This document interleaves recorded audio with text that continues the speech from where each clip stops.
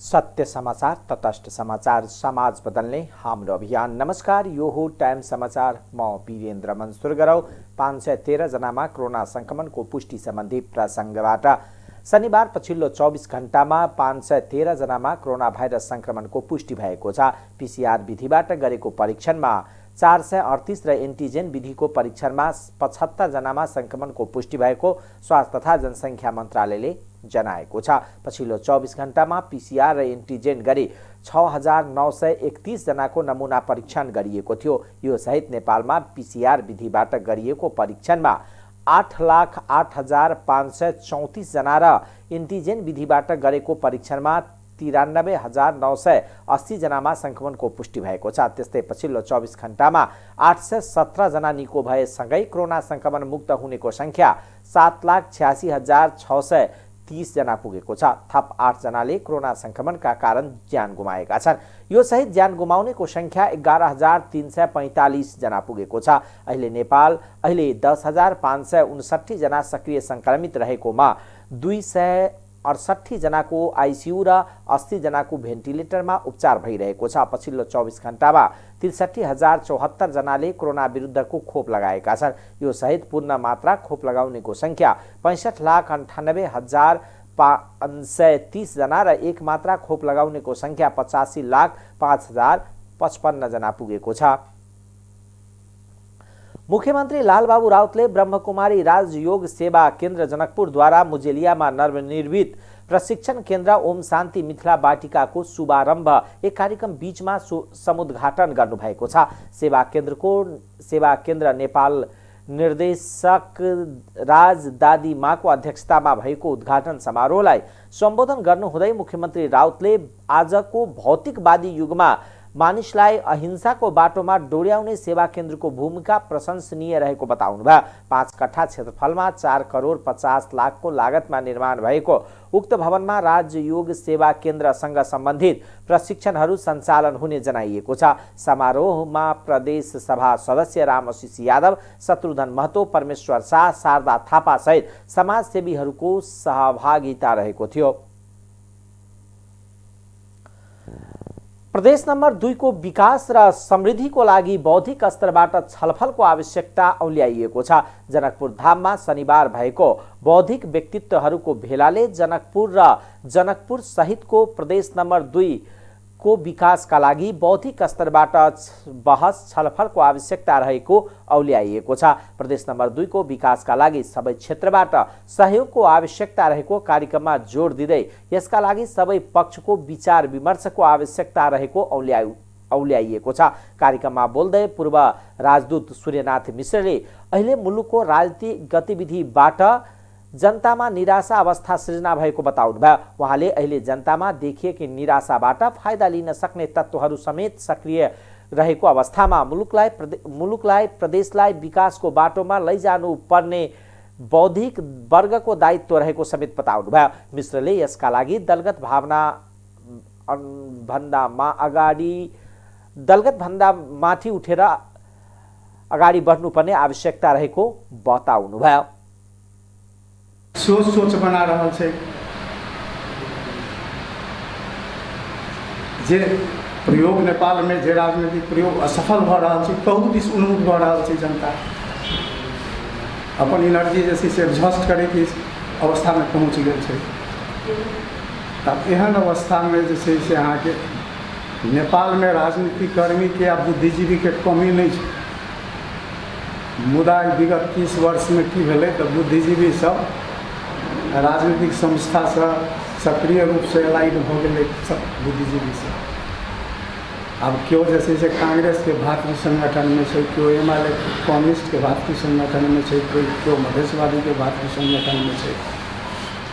तो दलगत व्यक्तिगत स्वार्थ और दलगत स्वार्थ से ऊपर नहीं उठ पाए। जखन कि जरूरत है देश में दलगत व्यक्तिगत और दलगत स्वार्थ से ऊपर उठकर देश और जनता के हित में जैसे से काम करे वाला समुदाय के जरूरत है देश में। तो जहाँ हमारा कहला कुंवर जी जो स्वतंत्र बौद्धिक समाज जैसे से की आवश्यकता हमारा महसूस भेल हम चाहै छी जे एहिठाम एकटा गठन हुए। मिश्रले सबैले आफ्नो स्तरबाट प्रयास गरेको खण्डमा प्रदेशलाई सुन्दर बनाउन सकिने बताउँदै बौद्धिक बहसको खाँचो रहेको बताउनुभयो। कार्यक्रममा बोल्दै सामाजिक अगुवा विष्णु कुँवरले सामाजिक सञ्जालमा आफ्ना कुराहरू बौद्धिक वर्गहरूले राख्ने गरे पनि त्यसलाई सङ्गठित रूपमा राख्दा अझ प्रभावकारिता हुने भएकोले यसकारणले गर्दा यसलाई सङ्गठित स्वरूप दिनुपर्ने आवश्यकता रहेको बताउनुभयो। निर्वाचन के मतगणना कथी कहै छै ओकर मतदाता संकलन आ निर्वाचन कराबऽ के काज मात्र करै छै, अर्थात निर्वाचन करेनाइ या रेख देख केनाइ मात्र काज छै, जबकि संविधान में निर्वाचन के जिम्मेवारी देने छै जे निर्देशन आ नियंत्रण सेहो कऽ सकै छै, से निर्वाचन आयोग नहि कर रहल छै।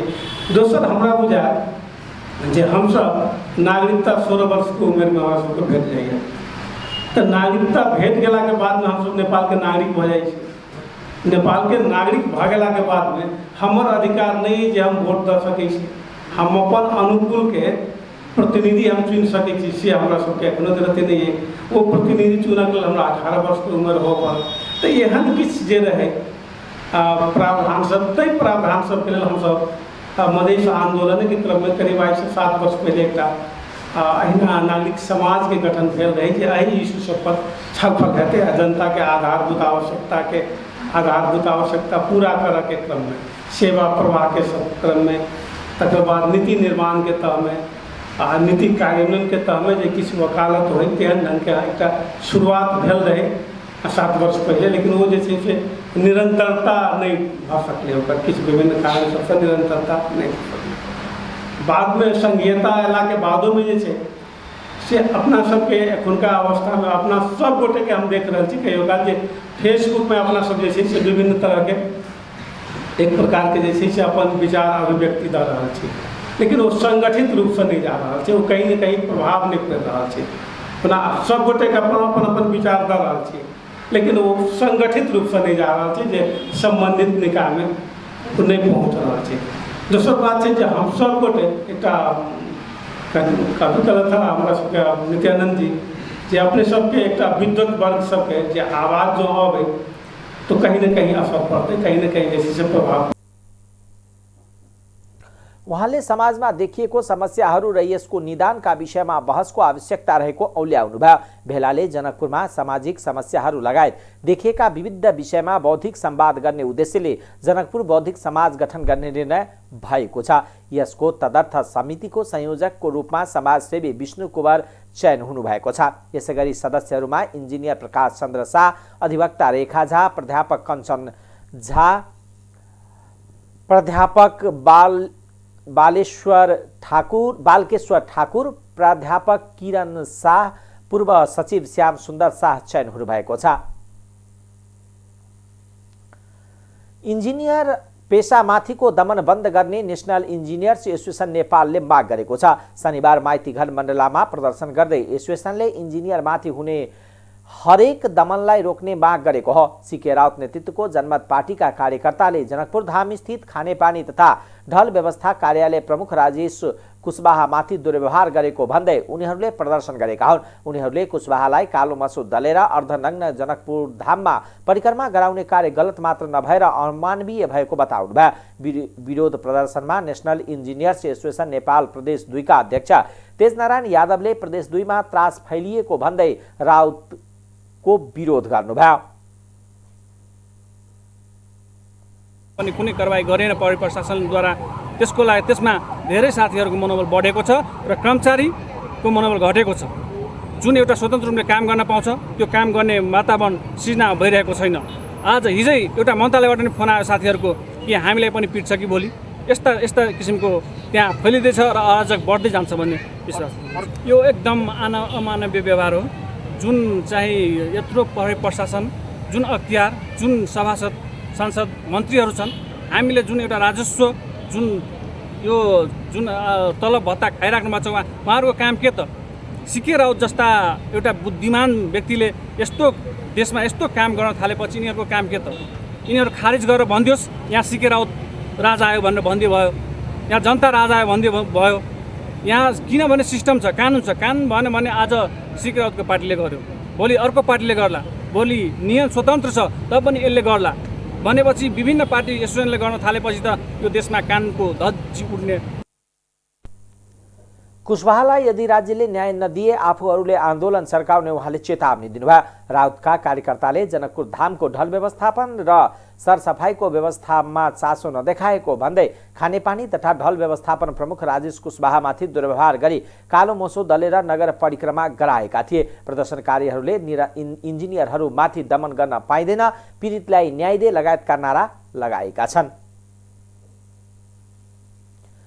धनुषामा घाँस लिन गएकी महिलाको चाँदीको गहना लुट्ने घाँटी रेतेर हत्याको प्रयास गर्ने भुट्टा चोर भनिने राम भजन महतो महोत्तरीबाट पक्राउ परेका छन्। धनुषाको विदेहनगर नगरपालिका 6 गिद्धा बस्ने 35 वर्षीय भुट्टा चोरलाई महोत्तरीको गोनरपुरा भन्ने स्थानबाट गैराती पक्राउ गरेको तिनकौडिया प्रहरी चौकीले जनाएको छ। उनले गहना लुट्ने शुक्रबार बिहान 11 बजेको समयमा स्थानीय राम बहादुर मण्डलकी 55 की श्रीमती जमुना देवी मण्डल को घाँटी रेटेर हत्याको प्रयास गरेका थिए। स्थानीयले देखेपछि भुट्टा चोर भागेका थिए। फरार भएर ससुरालीमा बसिरहेको भुट्टा चोरलाई प्रहरी चौकी तिनकौडियाको सही शारदा शंकर शाहको कमान्डमा खटी गएको प्रहरी पक्राउ गर्न सफल भएको हो। घाँटी रेटिएको जमुना देवीको घाँटीमा 9वटा टाका लगाइएको छ। उनी प्रादेशिक अस्पताल जनकपुरमा उपचार पश्चात घर फर्किएका छन्। जमुना देवी घाँस लिन गएको बेला उनको खुट्टामा लगाएको चाँदीको कोरा गालाको मङ्गलसूत्र खोस्न छुराले घाँटी रेट्ने प्रयास गरेका थिए। हल्ला भएपछि उनी जमुना देवीको मङ्गलसूत्र खोसेर भागेका थिए। सुर्खेतको वीरेन्द्रनगरमा बम विस्फोट भएको छ। विस्फोटमा परि 2 जना घाइते भएका छन्। वीरेन्द्रनगर नगरपालिका 7 स्थित कटुवा सामुदायिक वनमा शनिबार बिहान पौने 11 बजे बम विस्फोट भएको हो। विस्फोटमा परि घाँस काट्न गएकी 2 जना घाइते भएका हुन्। घाइते हुनेमा दैलेखको गुराँस गाउँपालिका 6 की 21 वर्षीय लीला नेपाली र उनका भाइ 14 वर्षीय नरेश परियार रहेको जिल्ला प्रहरी कार्यालय सुर्खेतका प्रवक्ता एवं डीएसपी राम प्रसाद धरतीले जानकारी दिनुभयो। सामुदायिक वन खुलेको रहेछ। बिहान पौने 11 बजे 81 बेबारीसे बम विस्फोट भएको छ। बम कसले राख्यो, कसरी विस्फोट भयो भन्ने बारे अनुसन्धान भइरहेको डीएसपी घरतीले जानकारी दिनुभयो। उहाँका अनुसार घाइतेहरूको स्थानीय देउती अस्पताल सुर्खेतमा उपचार भइरहेको छ।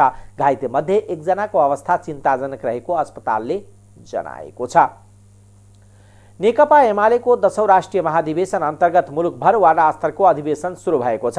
केन्द्रीय कार्यालयमा आयोजित एक समारोहमा अध्यक्ष केपी शर्मा ओलीले भर्चुअल माध्यमबाट देशभरका वडा अधिवेशनको उद्घाटन गर्नुभयो। उद्घाटन कार्यक्रमलाई सम्बोधन गर्दै एमाले अध्यक्ष केपी शर्मा ओलीले सत्तारूढ 5 दलीय गठबन्धनलाई प्रतिगामीको संज्ञा दिनुभयो। देशलाई अस्थिरतामा धकेल्ने काम भइरहेको भन्दै अध्यक्ष ओलीले कम्युनिस्ट सरकार ढाल्ने प्रतिगामी गतिविधि विरुद्ध डटेर सामना गर्न कार्यकर्ताहरूलाई निर्देशन दिनुभयो। उहाँले पुष्पकमल दाहाल प्रचण्ड र माधव कुमार नेपाल बाहिरिएपछि पार्टी सही ढङ्गले अगाडि बढेको जिकिर गर्दै पार्टीका सम्पूर्ण क्रियाकलाप लोकतान्त्रिक हुने बताउनुभयो। तर लोकतन्त्रका नाममा छाडातन्त्र आफूले नचाहेको पनि उल्लेख गर्नुभयो। महत्त्वपूर्ण भूमिका खेल्नु भएको छ, मानवीय भावनाले सेवा पुर्याउनु भएको छ।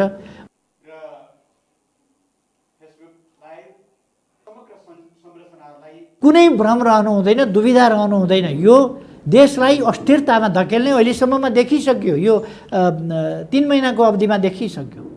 देशलाई अस्थिरतामा धकेल्ने, अग्रगमनमा व्यवधान खडा गर्ने, अग्रगमन हुन नदिने, स्वेच्छाचारिता मनपरी तन्त्र देशमा लागू गर्ने, अनुशासनहीनता अराजकता राज्य स्तरबाटै गर्ने, यस प्रकारका क्रियाकलापहरू हामीले देखिराखेका छौँ र यो विपरीत बाटो हो। यो प्रतिगमनतर्फको बाटो हो। संविधानको कार्यान्वयनको सन्दर्भमा, राजनीतिक परिचालनको सन्दर्भमा, जनतामा रहेको सार्वभौम सत्ता त्यसको अपव्याख्या गरेर अन्यत्र कतै सार्न खोज्ने प्रयासका सन्दर्भमा अहिले भएका र भइरहेका गतिविधिहरू प्रतिगामी गतिविधिहरू र ती गतिविधिहरू, त्यस्ता प्रतिगामी गतिविधिहरूका विरुद्ध जसको नेतृत्व यो गठबन्धन भन्ने अहिले जुन छ 5 दलीय भन्ने गरेको छ, त्यो 5 दलीय भनिएको गठबन्धन जो प्रतिक्रियावादी प्रतिगामी गठबन्धन हो, जो कम्युनिस्ट आन्दोलनलाई ध्वस्त पार्ने, कम्युनिस्ट सरकार ढाल्ने, कम्युनिस्ट आन्दोलन फुटाउने र प्रतिक्रियावादीहरूका पाउमा सेवा अर्पण गर्ने र दक्षिणपन्थी नेतृत्वको दक्षिणपन्थी जनविरोधी दमनकारी दिशाहीन त्यस्तो सरकार स्थापना गर्ने जुन काम गरिरहेको छ। म कमरेडहरूलाई आग्रह गर्न चाहन्छु, एउटा हल्ला चलो अस्ति भर्खर, त्यो हल्ला अब कमजोर हुँदै गएको छ। तिनका स्याल भुइँयाहरू कमजोर हुँदै गएका छन्, तिनका आवाजहरू सुक्दै गएका छन्। हिजो नेकपा एमालेलाई सरकारबाट हटाएपछि एउटा हल्ला चल्यो। अब एमाले समाप्त भयो, एमालेको युगको अन्त्य भयो, अब एउटा नयाँ युग आयो, यस्तो भयो। अनेक प्रकारका भ्रमपूर्ण हल्लाहरू चलाइए। तर म कमरेडहरूलाई भन्न चाहन्छु, ती हल्लाहरू बेकारका बलेसीका पानीका फोका रहेछन् भन्ने कुरा स्पष्ट भइसक्यो। ती बलेसीका पानीका फोका हुन्, तिनको आयु लामो छैन। तिनीहरूले हामीलाई बदनाम गर्न खोजे, चरित्र हत्या गर्न खोजे, लामा लामा दस्तावेजहरूमा तथाकथित झुटा लान्छित त्यस्ता आरोपहरू हामीमाथि लगाउन खोजे। तर ती सबै कुराहरू निरर्थक साबित भए। एक समय लड्डु खाने जमाना चल्यो।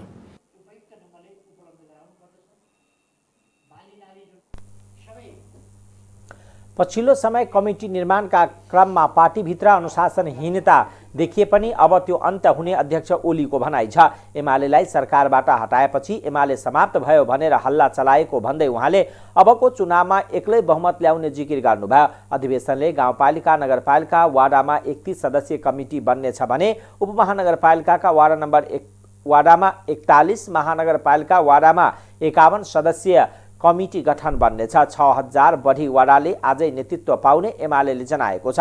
हालैको बाढी पहिरोबाट प्रभावित जिल्लामा भने केही समयपछि अधिवेशन हुनेछ।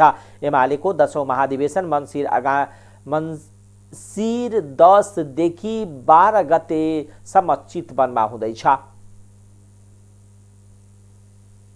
नेपाल बार एसोसिएसनका अध्यक्ष चन्द्रेश्वर श्रेष्ठले प्रधान न्यायाधीश चोलेन्द्र शमशेर राणाको राजीनामा नमागेको प्रश्न पार्नु भएको छ। काठमाडौँमा भएको एक साक्षात कार्यक्रममा अध्यक्ष श्रेष्ठले प्रधान न्यायाधीशको राजीनामा र महाभियोगको विषयमा नेपाल बारले कुनै पनि धारणा नबनाइसकेको बताउनुभयो। पूर्व न्यायाधीशहरूको फोरमले प्रधान न्यायाधीशको राजीनामा माग गरेको सवालमा बारले आधिकारिक धारणा नबनाए पनि उहाँले प्रश्न पार्नुभयो। पूर्व न्यायाधीशहरूको फोरमको वक्तव्य नेपाल बारले प्राप्त गरेपछि औपचारिक रूपमा अध्ययन गर्ने भन्दै फोरमको सुझाव अवलम्बन गर्ने या नगर्ने भन्ने प्रधान न्यायाधीश राणाले सोच्नुपर्ने अध्यक्ष श्रेष्ठको भनाइ छ।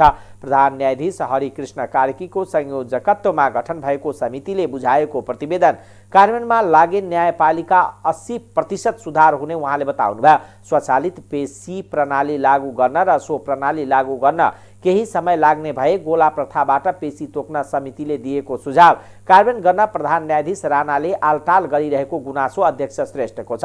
प्रधान न्यायाधीश राणाले पटक पटक प्रतिवेदन कार्यान्वयन गर्ने प्रतिबद्धता जनाए पनि कार्यान्वयन भने नगरेको गुनासो बारको छ। अगाडि बढ्ने हो भने 80% सुधार हुन सक्दछ, तत्कालीन हुन सक्दछ भन्ने कुरा पनि सुझाव आएका थिए र त्यसमा हामीले सुझाव दिएका थियौँ। त्यस सुझावमा हामी के भन्यौँ भन्दाखेरि बिचु यो विसङ्गतिमा मुख्यतः भन्ने हो भने पेशी व्यवस्थापनमा प्रधान न्यायाधीश अथवा न्यायपालिकाको नेतृत्वले सर्वोच्च अदालतमा, उच्च अदालतमा मुख्य न्यायाधीशले, जिल्ला अदालतमा मुख्य व्यक्ति त्यहाँ एकचोटि तोकेपछि सबै ती न्यायाधीशहरूले हेर्ने प्रथाले गर्दाखेरि विसङ्गतिहरू आयो भने व्यापक सुझावहरू गुनासोहरू आएको हुनाले हामीले अटोमेटिक कलेज यो अटोमेटिक कलेज अहिले मात्र होइन, प्रधान न्यायाधीश लगायतका सर्वोच्च अदालतका न्यायाधीशहरूको सम्बन्धमा कुनै उजुरी पर्दछ भने त्यो उजुरीको सम्बन्धमा सुन्नुपर्ने निकाय भित्रैको एउटा निकाय संयन्त्र बन्नु पर्दछ। त्यो बन्यो भने अहिले जस्तो बाहिर छापछापी आउने कुराहरू हुन सक्दैन। यो चिज त भित्रैबाट समस्या आएका भित्रमा जे समस्या आएका छन् अहिले जुन तपाईँ प्रश्न गर्नुभएको छ तिनै प्रश्न पनि त्यहाँ संयन्त्र बनेको भए हामीले रिपोर्ट दिएको श्रावण महिनामा जो दिएको आज कार्तिक 6 गते भइसकेको छ। यो चिजलाई इम्प्लिमेन्ट गरेको भए कसैको उजुरी छ भने आउनु भनेर दिएको भए यो त्यहीबाट भित्रबाट हल हुन सक्दथ्यो। त्यो चिज उदासीनता जो देखाउने कामहरू भइरहेको छ यसले चाहिँ के हुन्छ भन्दाखेरि प्रधान न्यायाधीश जो संस्था हो, व्यक्ति होइन संस्था हो, त्यो संस्था समक्ष भेट्नको लागि भनेका छौँ। जहाँसम्म व्यक्तिको कुरा छ त्यस किसिमको विवादहरू आइसके पछाडि चाहे त्यो संविधान इलाजको विषयमा भागभण्डाको विषयमा होला, जे जस्तो होला, त्यो चिजको विवादहरू आउँछ भने तत्त बेलामै त्यसको समाधानको लागि इनिसिएट गर्नु पर्दथ्यो न्यायपालिकाले, न्याय प्रशासनको नेतृत्वले त्यो इनिसिएसन गर्नु पर्दथ्यो। त्यो गर्न सक्नु पर्दछ। यदि नसक्ने हो भने त्यस्तो अवस्थामा संविधानले दिएको जिम्मेवारी पुरा गर्न सक्दैन भने त्यो बेलामा उहाँले सोच्नुपर्ने हुन्छ।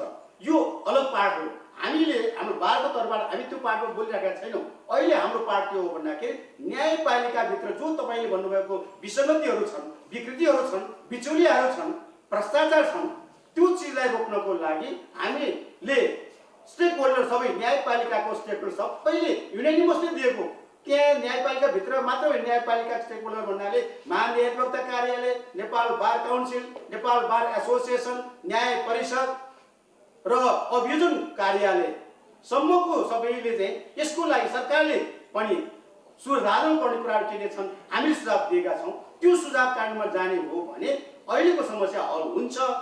त्यसको लागि अब सक्दै सकेन भने त त्यो बेलामा जसले सक्छ उसलाई छोड्नुपर्ने हुन्छ, दिनुपर्ने हुन्छ। प्रतिवेदन लागू गराउने समय सीमा सहितको प्रतिबद्धता सर्वोच्च अदालतबाट 15 दिनभित्र नआएमा आफ्नो संस्थाले न्यायिक नेतृत्वलाई विश्वास गर्न सकिने अवस्था नरहने अध्यक्ष श्रेष्ठको भनाइ छ। अहिले सर्वोच्च प्रतिवेदन कार्यान्वयनतर्फ विमुख हुँदै गइरहेको स्थिति रहेको उहाँले बताउनुभयो। नेपाल बार एसोसिएसनले आइतबार प्रधान न्यायाधीश राणालाई भेट्ने कार्यक्रम रहेको भन्दै त्यसपछि बारले फेरि नयाँ धारणा सार्वजनिक गर्ने बताउनुभयो। नेपाली कांग्रेसका वरिष्ठ नेता रामचन्द्र पौडेलले अहिलेको सरकार कुनै पनि हालतमा नढल्ने र अर्ली इलेक्सन पनि सम्भव नभएको बताउनु भएको छ। शनिबार सुदूरपश्चिम प्रदेशको बाढी पहिरो प्रभावित क्षेत्रको भ्रमणका लागि आएका नेता रामचन्द्र पौडेलले गेटा विमानस्थलमा पत्रकारसँग संक्षिप्त कुराकानी गर्दै यस्तो बताउनु भएको हो। हाम्रै पार्टी सभापतिको नेतृत्वमा अदालत गएर अदालतको आदेशमा संसद पुनर्स्थापना भएर सरकार बनेको छ। नेता पौडेलले भन्नुभयो, अझ समय नपुग्दै संसद विघटन गरी चुनावमा जान सम्भव नरहेको प्रश्न पार्नुभयो। 2 पटक संसद पुनर्स्थापना भइसकेको अवस्थामा अर्ली इलेक्सनको कुरा गर्न नसुहाएको बताउनुभयो। अर्ली इलेक्सन गर्नु हुँदैन, संसदको पुनर्कालका लागि आफूहरू लडेकोले अर्ली इलेक्सनको कुरा सम्भवै नभएको र यो संसदको कार्यकाल पूरा गर्ने नेता पौडेलले प्रश्न पार्नुभयो। पछिल्लो समय अर्ली इलेक्सनको चर्चा चलिरहेको छ नि भन्ने पत्रकारको जिज्ञासामा नेता पौडेलले त्यो हल्ला मात्र भएको दावी गर्नुभयो। यस्तै अर्को सन्दर्भमा पौडेलले अहिलेको सरकार कुनै पनि हालतमा नढल्ने बताउनुभयो। केही दिन अघि एमाले अध्यक्ष केपी शर्मा ओलीले आफूले ढाली दिने चाहे सरकार 1 हप्तामै ढाली दिन सक्ने भन्दै दिएको अभिव्यक्तिको कुनै अर्थ नभएको उहाँले बताउनुभयो। ओलीले भने जस्तो सरकार ढलाएर नढल्ने उहाँको भनाइ थियो। नेकपा एकीकृत समाजवादीका अध्यक्ष माधव कुमार नेपालले 10 बुन्दे सहमति बगैर एमालेमै बस्नेको बिजोग भएको टिप्पणी गर्नुभएको छ। शनिबार सिन्धुपाल्चोकमा आयोजित पार्टीको कार्यक्रममा उहाँले एमाले अध्यक्ष ओलीले 10 बुन्देको ट्याउ कति गरेको भनेर हेप्न थालेको बताउनुभयो। आदेशको पालन गर्यो भने स्याबास बस्न पाउँछ, आदेशको पालन गरेन भने कति ट्याउ गरेको कति ट्याउ गरेको 10 बुन्दे उहाँले भन्नुभयो। सुन्नुभएको छैन 10 बुन्देको ट्याउ 10 बुन्दे भन्ने साथीहरूको कस्तो हरिबिजोग छैन, कुनै मर्यादा कुनै सम्मान छैन। गत बुधबार एमाले अध्यक्ष ओलीले माधव नेपालले पार्टी फुटाउँदैनन् कि भनेर 10 बुन्दे सहमति गरेको भन्दै त्यसको एक तारे बजाइरहनुको अर्थ नभएको टिप्पणी गर्नुभयो। शुक्रबार अस्थायी कमिटी बैठकमा 10 बुन्दे सहमति कार्यान्वयन गर्ने मनसाय नदेखाएको भन्दै 10 बुन्दे कार्यान्वयन कार्यदलबाट उपाध्यक्ष भीम रावलले राजीनामा दिएका छन्। खानेपानी तथा ढल व्यवस्था कार्यालय जनकपुरका निमित्त प्रमुख राजेश कुशवाहामाथि भएको दुर्व्यवहार बारे नेपाली कांग्रेसले निन्दा गरेको छ। कानुन हातमा लिने बल जबरजस्ती र हुलहुज्जत गर्ने कार्य आपत्तिजनक रहेको पार्टीका प्रवक्ता विश्वप्रकाश शर्माले निकालेको विज्ञप्तिमा उल्लेख छ। साथै शान्तिपूर्ण राजनीतिमा सहभागी हुने उद्घोष गरेका दल र संस्थाले आफ्ना समर्थक र सदस्यलाई त्यसै अनुसारको संस्कार दिनु सम्बन्धित दल र नेतृत्वको कर्तव्य रहने भनिएको छ। विज्ञप्तिमा दुर्व्यवहार गर्ने दोषीलाई कानुनी कारवाही गर्न सरकार अघि बढेको प्रक्रियालाई स्वागत गरिएको छ। बिहिबार कुशवाहालाई दुर्व्यवहार गर्ने जनमत पार्टीका 17 जना विरुद्ध प्रहरीमा मुद्दा दर्ता गरिएको छ। भैरवा स्थित गौतम बुद्ध अन्तर्राष्ट्रिय विमानस्थलमा राख्ने तयारी गरिएको बहुमूल्य बुद्ध मूर्तिलाई नगर परिक्रमा गराइएको छ। सिद्धार्थ उद्योग वाणिज्य संघ, भैरवा लुम्बिनी होटल संघ नेपालको संयोजन र लुम्बिनी सांस्कृतिक नगरपालिका तथा लुम्बिनी गार्डन फाउन्डेसनको समन्वयमा मूर्तिलाई सिद्धार्थनगर नगरपालिका, मायादेवी गाउँपालिका र लुम्बिनी सांस्कृतिक नगरपालिका परिक्रमा गराई विमानस्थलमा राखिएको छ। बहुमूल्य धातु व्हाइट जेड स्टोनबाट म्यानमारमा 2 अर्ब 50 करोडको लागतमा बनाइएको मूर्ति स्पेनको लुम्बिनी गार्डन फाउन्डेसनले नेपाललाई उपलब्ध गराएको हो। सो मूर्ति हिजो भैरवा ल्याइएको थियो। 1800 किलो तौल रहेको मूर्तिको 1.9 मिटर उचाइ र 60 सेन्टिमिटर चौडाइको रहेको छ। मूर्ति छ म्यानमारमा बहुमूल्य धातु मतलब जेड स्टोनबाट निर्मित बहुमूल्य, यसको मूल्य नै अब असीमित छ भन्ने मेरो बुझाइअनुसार यसको कुनै मूल्य छैन। यसको अरबौँ पर्ने मैले सुनेर मैले जानेअनुसार त्यो खालको मूल्य बहुमूल्य मूर्ति हो।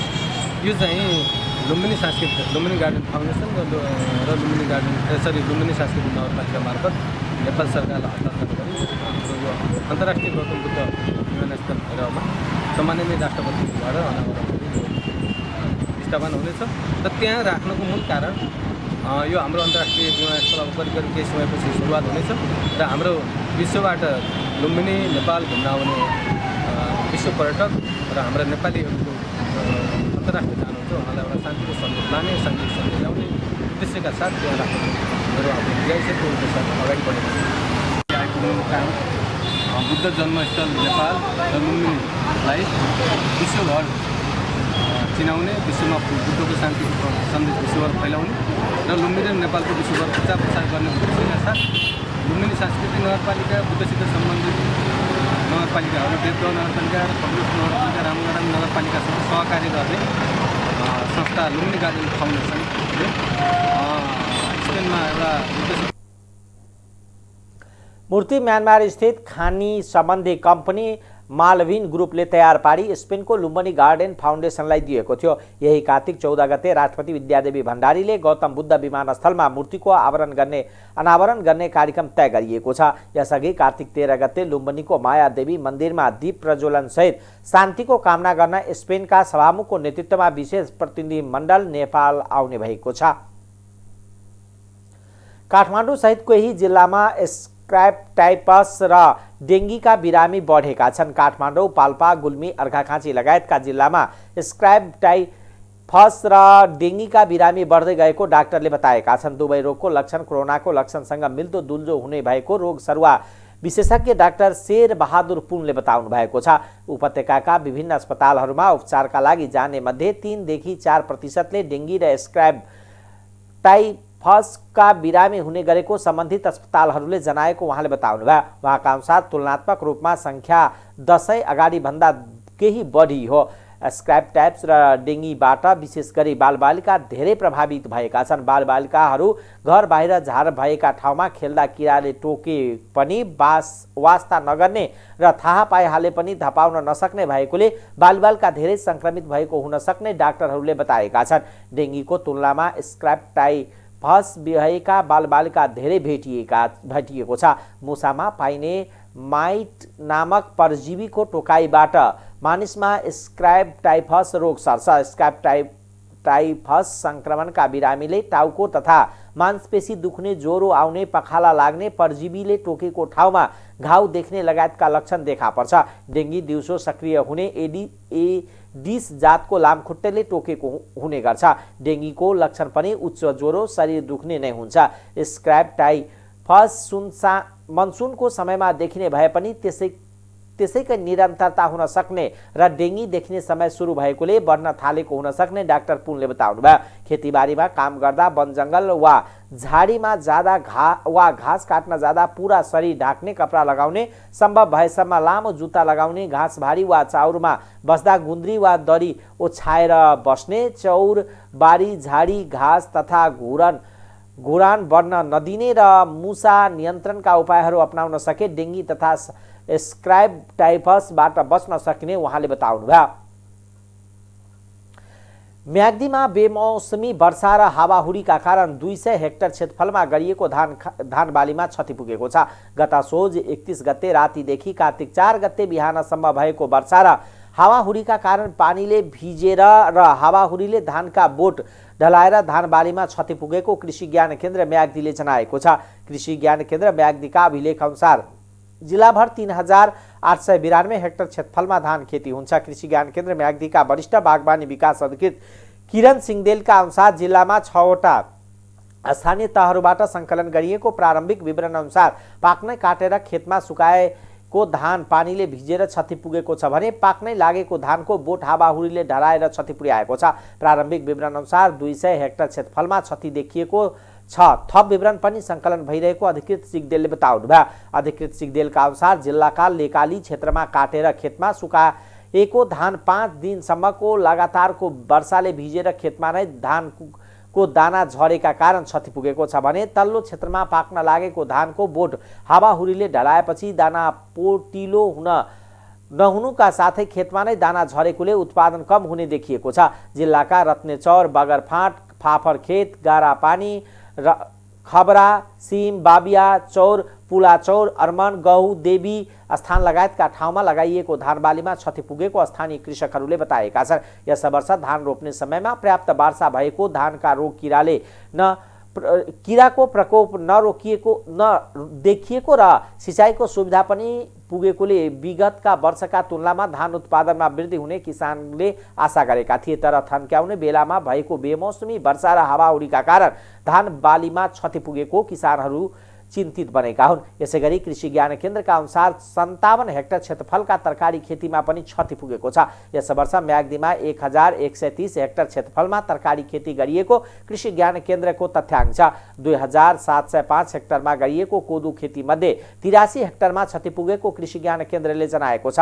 म्याग्दीमा गौडिया, जेठो, बुढो, जर्नेली, पहेली, मार्सी, ताकमारे, भाटे, छमकुरुङ, माछापुच्छ्रे, अन्नपूर्ण 3, खुमल 4, खुमल 10, लुम्ले 2 लगायतका उन्नत जातका धान खेती हुने गर्दछ। वार्षिक 4000 मेट्रिक टन धान उत्पादन हुने कृषि ज्ञान केन्द्रको तथ्याङ्क छ। जिल्लाको उच्च पहाडी क्षेत्रमा भिरालो जमिन र सिँचाइ आवश्यक नपर्ने घैया जातको धान खेती हुन्छ। पछिल्लो समय कृषि औजार र उपकरणको प्रयोगप्रति कृषकको आकर्षण बढेको छ। हल गोरुको विकल्पमा मिनी टिलर, हलो, ट्र्याक्टरको प्रयोग गर्न थालेका छन्। ठुलो गारा भएका फाटका खेतमा बाजो जोत्नेदेखि रोपाई गर्न ट्र्याक्टर र मिनी टेलर प्रयोग गरेका छन्। गोरुले एक दिनमा जोत्ने काम ट्र्याक्टर र मिनी टेलरले एकै घण्टामा सक्ने हुँदा काम छिटो हुने बगरफाटका कृषक भीम बहादुर रिजालले बताउनुभयो। गत वर्ष 3925 हेक्टर र 13626 मेट्रिक टन धान उत्पादन भएकोमा यस वर्ष धान भित्र्याउने समयमा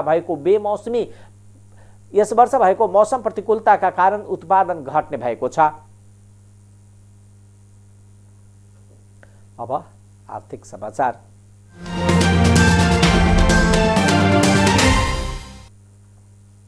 वाणिज्य बैंकहरूले चालू आर्थिक वर्षको असोज महिनामा मात्र झण्डै 1 खर्ब रुपियाँ नयाँ निक्षेप सङ्कलन गरेका छन्। हाल नेपालमा सञ्चालनमा रहेका 27 वाणिज्य बैंकहरूले असोज महिनामा 97 अर्ब 42 करोड नयाँ निक्षेप सङ्कलन गरेका हुन्। नेपाल बैंकर संघबाट प्राप्त तथ्याङ्क अनुसार गत भदौको तुलनामा असोजमा बैंकहरूले दोब्बर मात्रामा निक्षेप सङ्कलन गरेको देखिन्छ।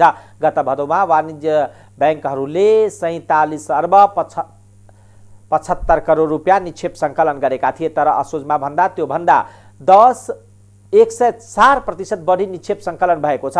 अहिले वाणिज्य बैंकहरूको कुल निक्षेप 42 खर्ब 68 अर्ब 64 करोड पुगेको छ, जुन हालसम्मकै उच्च हो। विभिन्न कारणले चालू आर्थिक वर्षको सुरुदेखि नै बैंकहरूमा निक्षेप आउन सकेको थिएन। साउनमा वाणिज्य बैंकहरूको कुल निक्षेप 78 अर्ब रुपियाँले घटेको थियो। तर असोजसम्म आउँदा निक्षेप सङ्कलनमा धेरै सुधार आएको बैंकहरू बताउँछन्। सरकारी खर्च बैंक निक्षेपको एउटा मुख्य स्रोत हो, तर प्रतिस्थापन बजेट पारित हुन नसक्दा चालू आर्थिक वर्षको असोज पहिलो सातामा नै सरकारी खर्च हुन सकेको थिएन। फलस्वरूप बैंकका तरलता समस्या आएको थियो। तर प्रतिस्थापन बजेट पारित भएसँगै असोज दोस्रो सातादेखि सरकारी खर्च हुन थालेको छ। यस विप्रेषण आउने क्रम पनि जारी छ। फलस्वरूप निक्षेप सङ्कलन बढ्न थालेको हो। निक्षेप सङ्कलन बढे पनि तरलताको अभाव भने कामै रहेको बैंकहरू बताउँछन्। निक्षेप बढ्न थाले पनि तरलताको समाधान अझै नभएको उनीहरूको भनाइ छ। विशेष गरी कर्जाको माग र प्रवाह बढी हुँदा तरलता व्यवस्थापनमा चुनौती भएको बैंकहरू बताउँछन्। पछिल्लो समय चाडपर्वका कारण आयात पनि उच्च मात्रामा देखिएको छ। त्यो आयातका लागि उद्योग तथा आयातकर्ताबाट कर्जाको माग बढेको छ।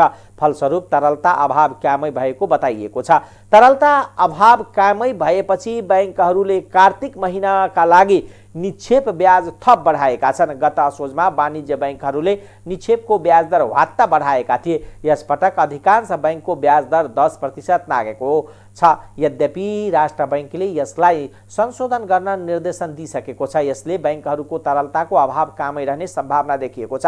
यसलाई कम गर्न राष्ट्र बैंकले बिहिबार 10 अर्ब रुपियाँको रिपो जारी गरेको थियो। बैंकिङ क्षेत्रमा तरलता अभाव भएपछि राष्ट्र बैंकले रिपो मार्फत सीमित अवधिलाई तरलता प्रदान गर्ने गर्दछ। असोजमा वाणिज्य बैंकहरूले 1 खर्ब 26 अर्ब नयाँ कर्जा प्रवाह गरेका छन्। गत भदौमा 1 खर्ब 8 अर्ब र साउनमा 43 अर्ब नयाँ कर्जा प्रवाह भएको थियो। अब अन्तर्राष्ट्रिय समाचार।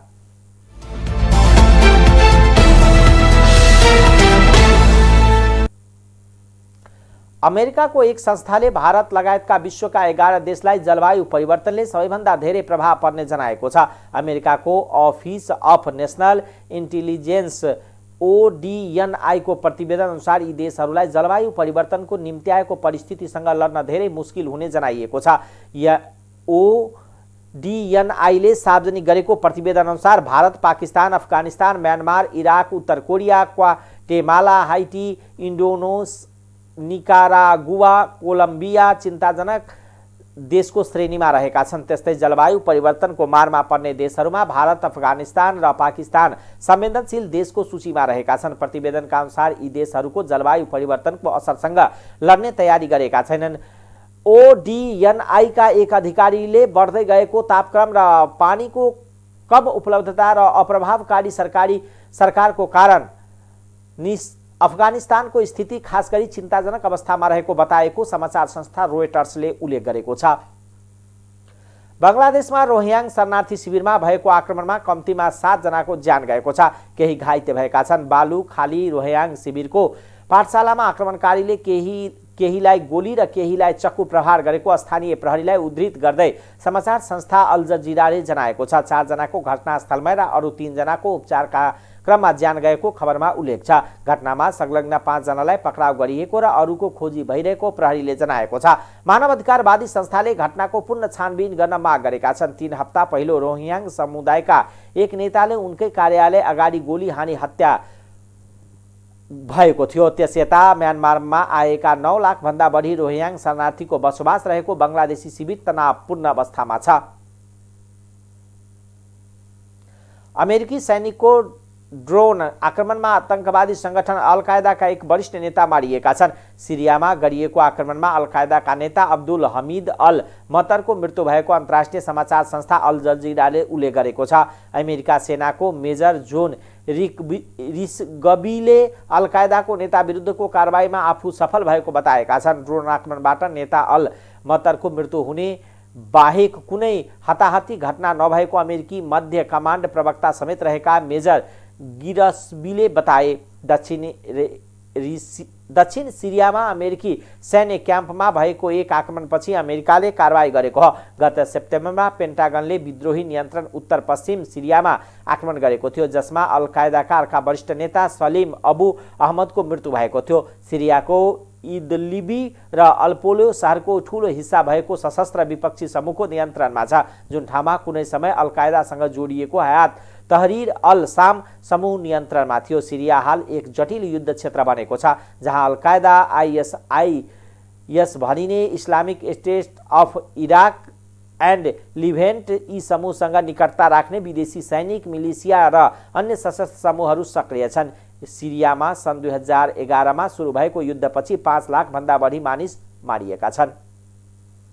अब खेलकुद समाचार।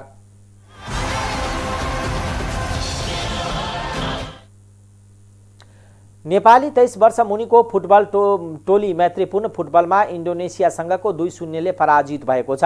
एएफसी एसियन कप छनौटको तयारीमा रहेको नेपाली टोलीले शुक्रबार भएको मैत्रीपूर्ण खेलमा इन्डोनेसियाको 23 वर्ष मुनिको टोलीसँग हार बेहोरेको छ। पहिलो हाफ गोलरहित बराबरी खेलेको नेपालले दोस्रो हाफको सुरुवातमा गोल खायो। 55औं मिनेटमा इन्डोनेसियाले गोल गर्यो। त्यस्तै खेलको इन्जुरी समयमा इन्डोनेसियाले थप एक गोल गरे। 23 वर्ष मुनिका एएफसी एसियन कप छनौटमा नेपाल समूह बीमा छ। नेपालको समूहमा ताजिकिस्तान, लेबनान र इरान छन्। नेपालले समूह चरणको पहिलो खेलमा इरानसँग आउँदो सोमबार खेल्दैछ। त्यस्तै दोस्रो खेलमा ताजिकिस्तानसँग बिहिबार खेल्नेछ भने अन्तिम खेलमा लेबनानसँग आउँदो 14 गते खेल्नेछ। आईसीसी टी20 विश्वकप क्रिकेट आजदेखि सुपर 12 को खेल सुरु हुँदैछ। पहिलो चरणमा खेल सकिएपछि 4 टिम सुपर 12 मा प्रवेश गरेका छन्। सुपर 12 मा टिमहरूलाई 2 समूहमा विभाजन गरिएको छ, जस अन्तर्गत आज 2 खेल हुँदैछ। सुपर 12 को समूहमा 1 अन्तर्गत अस्ट्रेलिया र दक्षिण अफ्रिका बीच पहिलो खेल नेपाली समय अनुसार दिउँसो 4:45 बजे युएको आबुधाबीमा सुरु भएको छ। त्यस्तै समूह 1 मै रहेको साबिक विजेता वेस्ट इन्डिज र साबिक उपविजेता इङ्ल्यान्ड बीचको खेल पनि आजै दुबईमा 8:15 बजेबाट सुरु हुनेछ। टाइम्स समाचार अहिलेको लागि यति नै। हेर्दै गर्नुहोला टाइम्स टेलिभिजन। नमस्कार।